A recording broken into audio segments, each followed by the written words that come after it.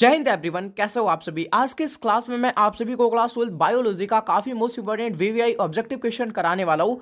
सो आज का क्लास आप सभी क्लास 12 वालों के लिए बहुत ही ज्यादा इंपॉर्टेंट होने वाला है, ठीक है। बिकॉज आप सभी को पता है कि 1 फरवरी यानी कि कल के दिन आप सभी का जो है ना वो बायो का एग्जाम होने वाला है, राइट। तो पहली चीज तो है कि कल के दिन आपका फाइनल बोर्ड एग्जाम है बायोलॉजी का, तो टेंशन तो बिल्कुल भी नहीं लेना, ठीक है।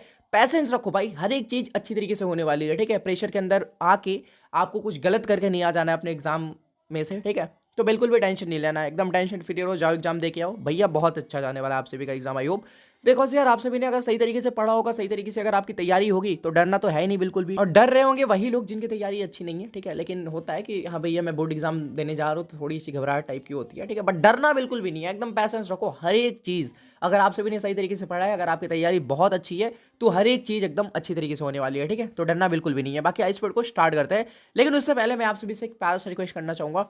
वो रिक्वेस्ट का है कि अगर आप सभी ने अभी तक इस वीडियो को लाइक नहीं करा, फटाक से वीडियो को लाइक कर लो और साथ में अपने फिजिक्स वाले भैया यूट्यूब चैनल को सब्सक्राइब एंड बेल आइकन को प्रेस, ताकि सबके जो भी हेल्पफुल कंटेंट है वो सबसे पहले आप तक पहुंच सके। बाकी बिना किसी देरी के आइए इस वीडियो को स्टार्ट करते हैं। सो दोस्तों पहला नंबर क्वेश्चन है आप सभी के सामने कि निम्नलिखित में कौन अंडज नहीं हो सकता है, ठीक है। निम्नलिखित में कौन अंडज नहीं हो सकता है। आप सभी के सामने ऑप्शन है सर्प, मुर्गी, घड़ियाल या फिर मानव। तो इसका जो राइट आंसर हो जाएगा ऑप्शन नंबर डी, ठीक है। यानी कि जो मानव है वो कभी भी अंडज नहीं हो सकता, तो ऑप्शन नंबर डी आप सभी के सामने बिल्कुल ही सही हो जाएगा। नेक्स्ट क्वेश्चन है 2 नंबर कि इनमें से कौन सा पारिस्थितिक पिरामिड हमेशा सीधा होता है, ठीक है। क्वेश्चन क्या कहता है कि इनमें से कौन सा पारिस्थितिक पिरामिड हमेशा सीधा होता है, मात्रा का, संख्या का, ऊर्जा का या फिर इनमें से कोई नहीं। तो भैया किस चीज का पिरामिड, ठीक है, इनमें से किस चीज का पिरामिड हमेशा सीधा होता है, वो होता है मात्रा का। तो ऑप्शन नंबर ए आप सभी के सामने बिल्कुल ही सही हो जाएगा। नेक्स्ट क्वेश्चन है 3 नंबर कि इनमें से कौन सर्वाधिक ऊर्जा प्राप्त करता है, ठीक है। इनमें से ऐसा कौन है जो सर्वाधिक ऊर्जा प्राप्त करता है, शीर्ष, उपभोक्ता, उत्पादक, सर्वहारी या फिर इनमें से कोई नहीं। तो इसका जो राइट आंसर हो जाएगा आप सभी के सामने ऑप्शन नंबर बी, यानी कि जो आपका उत्पादक होता है ना वो भैया क्या करता है, सर्वाधिक ऊर्जा को प्राप्त करता है। तो ऑप्शन नंबर बी आप सभी के सामने बिल्कुल ही सही हो जाएगा। नेक्स्ट क्वेश्चन है जी 4 नंबर। मैं ज्यादा टाइम वेस्ट करते हुए भैया मैं जल्दी जल्दी क्वेश्चन को कराता हूं, राइट। तो भैया इन्हें तो तुम पढ़ के ही जाना। 4 नंबर क्वेश्चन क्या कहता है कि वन अवस्था इनमें से किस पारिस्थितिक अवस्था का द्योतक है, ठीक है, चरम अवस्था का होता है, राइट।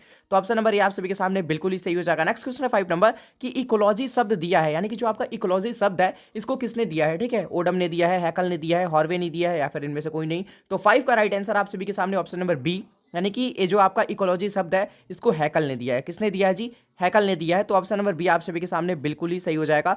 नेक्स्ट क्वेश्चन है 6 नंबर कि किसी पारिस्थितिक तंत्र में जैविक अव्यय है, ठीक है। किसी भी पारिस्थितिक तंत्र में जो आपका जैविक अव्यय होता है वो कौन होता है, उत्पादक होता है, उपभोक्ता होता है, विघटनकर्ता होता है या फिर इनमें से सभी।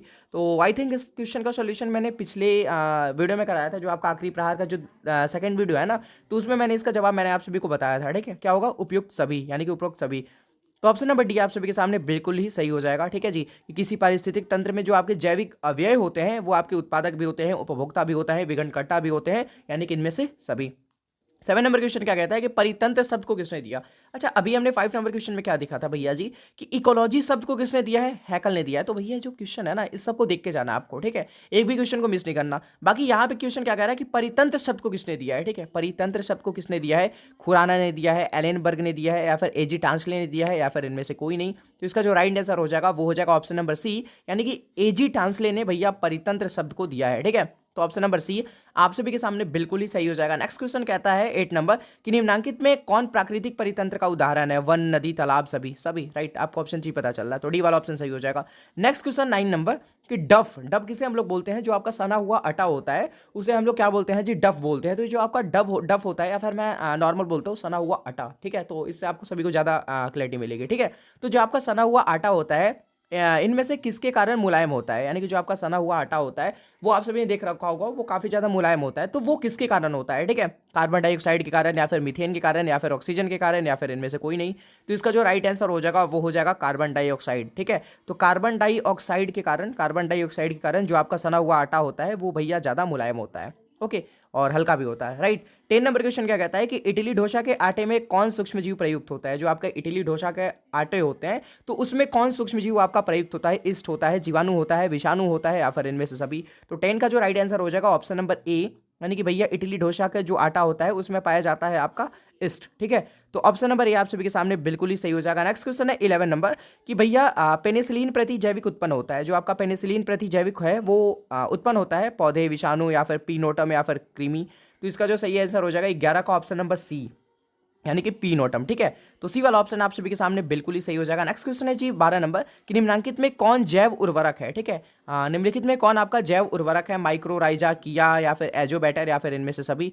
तो 12 का जो राइट आंसर हो जाएगा जैव उर्वरक कौन सा है, ठीक है। तो जैव उर्वरक आपका हो जाएगा भैया इनमें से सभी, यानी कि माइक्रोराइजा भी है, किया भी है, एजोबैटर भी है, ठीक है। तो ऑप्शन नंबर डी आप सभी के सामने बिल्कुल ही सही हो जाएगा। नेक्स्ट क्वेश्चन है 13 नंबर कि ब्रेड बनाने में इस्तेमाल होता है, ठीक है। ब्रेड बनाने में क्या इस्तेमाल होता है, जीवाणु या फिर बेकरसिस्ट या फिर अस्यूडोमास या फिर इनमें से कोई नहीं। तो जो आपका 13 का राइट आंसर हो जाएगा ऑप्शन नंबर बी। हम लोग ब्रेड बनाने में किसका इस्तेमाल करते हैं जी, बेकरस ईस्ट का, ठीक है। तो ऑप्शन नंबर बी आप सभी के सामने बिल्कुल ही सही हो जाएगा। नेक्स्ट क्वेश्चन है आप सभी के सामने 14 नंबर की जो आपका एससीपी होता है उसे प्राप्त किया जाता है, ठीक है भैया, क्लोरेला से या फिर स्पिरुलिना से या फिर सेनेडेस्मस से या फिर इनमें से सभी। तो इसका जो राइट आंसर हो जाएगा वो हो जाएगा इनमें से सभी, ठीक है। यानी कि जो आपका एससीपी है वो प्राप्त किया जाता है इनमें से सभी से, ठीक है। तो ऑप्शन नंबर डी आप सभी के सामने बिल्कुल ही सही हो जाएगा। नेक्स्ट क्वेश्चन है 15 नंबर की कोला, ठीक है। कोला चाय व कोको में पाए जाने वाले जो उत्तेजक होते हैं वो कौन है, ठीक है। कोकीन है, टेनिन है या फिर एम्फीटामिन है या फिर केफीन है।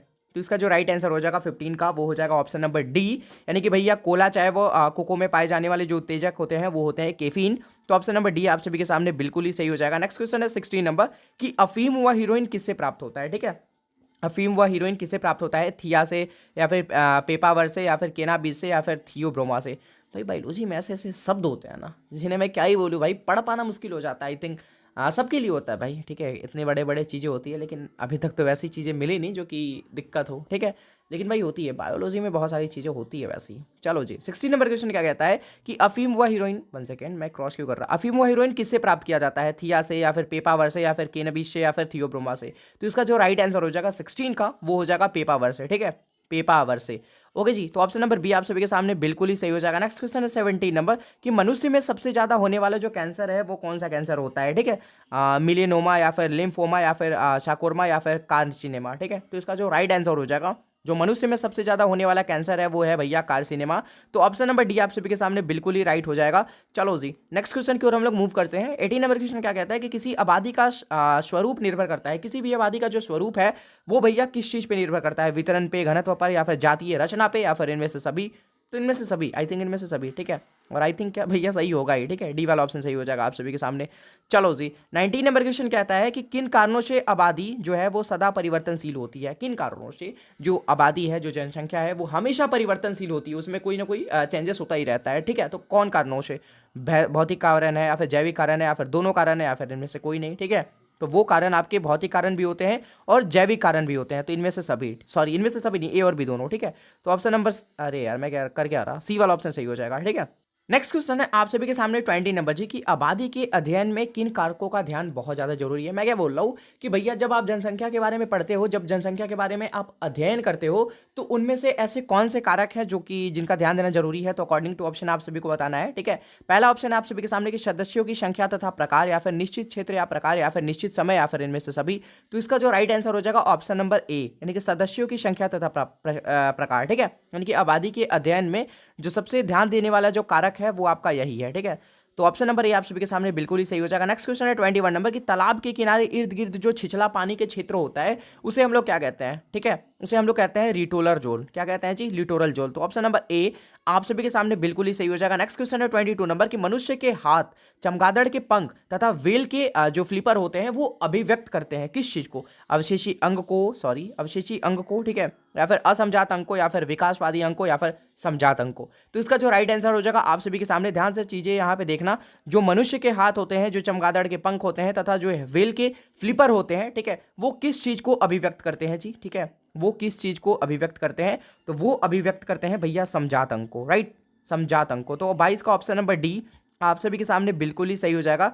नेक्स्ट क्वेश्चन है 23 नंबर की क्रमिक विकास में योगदान है किस चीज का, क्रमिक विकास में योगदान है किस चीज का भैया, स्व परागन का या फिर पर परागन का या फिर कायिक प्रवर्धन का या फिर संकरण का। तो इसका जो राइट आंसर हो जाएगा वो हो जाएगा पर परागन का, ठीक है। तो ऑप्शन नंबर बी आप सभी के सामने बिल्कुल ही सही हो जाएगा। नेक्स्ट क्वेश्चन है आप सभी के सामने 24 नंबर की एकीडना है, ठीक है। एकीडना क्या है भैया, योजक कड़ी है, अवशेषी अंग है या फिर विलुप्त कड़ी है या फिर इनमें से कोई नहीं। तो इसका जो राइट आंसर हो जाएगा, जो आपका एकीडना है वो आपका एक योजक कड़ी होता है। तो ऑप्शन नंबर ए आप सभी के सामने बिल्कुल ही सही हो जाएगा। नेक्स्ट क्वेश्चन है आप सभी के सामने 25 नंबर की आहार श्रृंखला के परस्पर समूह को क्या कहते हैं। जो आपका आहार श्रृंखला होता है उसके परस्पर समूह को हम लोग क्या कहते हैं, आहार चक्र कहते हैं, या फिर आहार जटिल कहते हैं, या फिर आहार जाल कहते हैं, या फिर पोषी स्तर कहते हैं। तो जो 25 का राइट आंसर हो जाएगा, जो आपका आहार श्रृंखला होता है उसके परस्पर समूह को हम लोग क्या कहते हैं जी, उसे हम लोग आहार जाल कहते हैं। क्या कहते हैं? आहार जाल कहते हैं।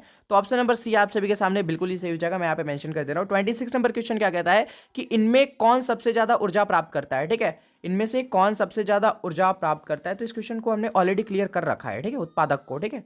तो उत्पादक जो आपका होता है वो सबसे ज्यादा ऊर्जा प्राप्त करता है। ओके, 27 नंबर क्वेश्चन क्या कहता है कि परितंत्र शब्द का नामकरण किसने किया? ये चीजें रिपीट हो रही है क्या? तो इसका तो मैंने बता ही दिया, 27 का बी हो जाएगा, एजी ट्रांसलेशन है, ठीक है।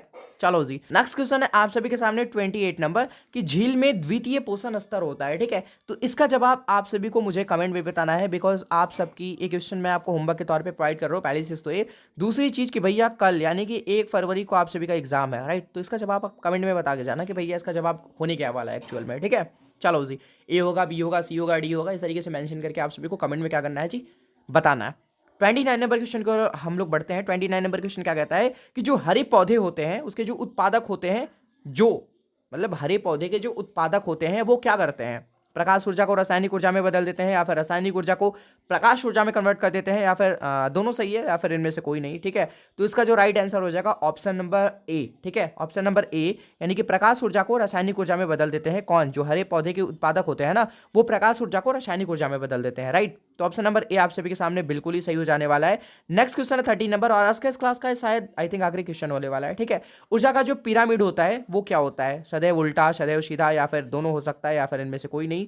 तो जो आपका ऊर्जा का पिरामिड होता है वो होता है सदैव सीधा, ठीक है। तो 30 का ऑप्शन नंबर बी आप सभी के सामने बिल्कुल ही सही हो जाने वाला है, ठीक है। और यहाँ तक आने के लिए आप सभी को थैंक यू सो मच, ठीक है। और भैया कल यानी कि कल आप सभी का 1 फरवरी है, और 1 फरवरी को आप सभी का फाइनल बायोलॉजी का बोर्ड एग्जाम है। तो पहली चीज़ तो है कि मैं कुछ चीज़ें बता दे रहा हूँ, जैसे कि आप सभी को टेंशन तो बिल्कुल भी लेना नहीं है, टेंशन को एकदम दूर फेंक दो, ठीक है। और प्रेशर में आके, ठीक है, प्रेशर में आके चीज़ें मैंने देख रखी है। बहुत सारे बच्चों को रियल आंसर पता होता है, मान लो बी वाला राइट आंसर है, आप करके आ जाते हो सी, डर के कारण, प्रेशर के कारण। तो भैया इस चीज़ को साइड कर देना है। किस चीज़ का डर भाई? डर किस चीज़ की? या बोर्ड एग्जाम देने को, बोर्ड एग्जाम कोई बहुत बड़ा वो होता है क्या? कुछ नहीं होता है भाई, एकदम जाओगे तुमको माहौल मिलेगा भाई, तुमको लगेगा अरे यार मैं तो अपने स्कूल कॉलेज में एग्जाम दे रहा, ठीक है, ये तो हमारा होम सेंटर ही है, वैसा फील आएगा। तो टेंशन बिल्कुल भी नहीं लेना है भाई। अगर आप सभी ने सही तरीके से पढ़ रखा तो टेंशन किस चीज़ की भाई? आएगा तो सिलेबस सही आएगा, बाहर से थोड़ी आएगी चीज़ें, ठीक है। और आप सब इतना तो पढ़ के गए होगे कि हाँ चीज़ों को करके आ रही है भाई से तरीके से, ठीक है। तो टेंशन तो नहीं लेनी भाई, टेंशन को दूर फेंको, ठीक है। और कल आप सभी का एग्जाम है, तो चीज़ें थोड़ी ध्यान से समझो, बायोलॉजी का जितना ज़्यादा हो सके प्रैक्टिस कर लो, और टाइम से सो जाना आज, ठीक है, बिकॉज ज़्यादा रात तक जगनी नहीं है, बिकॉज कल आपको सुबह सुबह जाना एग्जाम देने, ठीक है। तो टेंशन वेंशन कुछ नहीं लेना, साइड करो। All the best for your biology examination, ठीक है। आप सभी जितने सारे भी स्टूडेंट हो, आप सभी को ऑल द बेस्ट। एंड मैं माता सरस्वती से यही विनती कर सकता हूँ कि आप सभी जितने सारे हो हमारे फैमिली मेम्बर, या फिर जिन जिन बच्चों का एग्जाम है ना कल, उनका एग्जाम अच्छी तरीके से जाए एकदम, ठीक है। और आप सभी बहुत अच्छे मार्क्स के साथ आप सभी क्या हो, पास आउट हो, राइट। तो और ये आशीर्वाद मेरा आप सभी के साथ हमेशा रहेगा, एज अ बड़े भाई कह लो, या फिर एज अ टीचर बोल लो, जो आप बोलना चाहते हो वो बोल लो, ठीक है। मेरा आशीर्वाद आपके साथ है, टेंशन नहीं लेना है बिल्कुल भी, एकदम मस्ती के साथ जाओ, एग्जाम दे के आओ, ठीक है। बाकी ऑल द बेस्ट आप सभी को। बाकी मिलते हैं जल्दी कि हम लोग नेक्स्ट वीडियो में, तब तक के लिए आप सभी को be positive, keep doing, wish all the best, thank you so much आप सभी को। जय हिंद एंड लव यू बच्चों।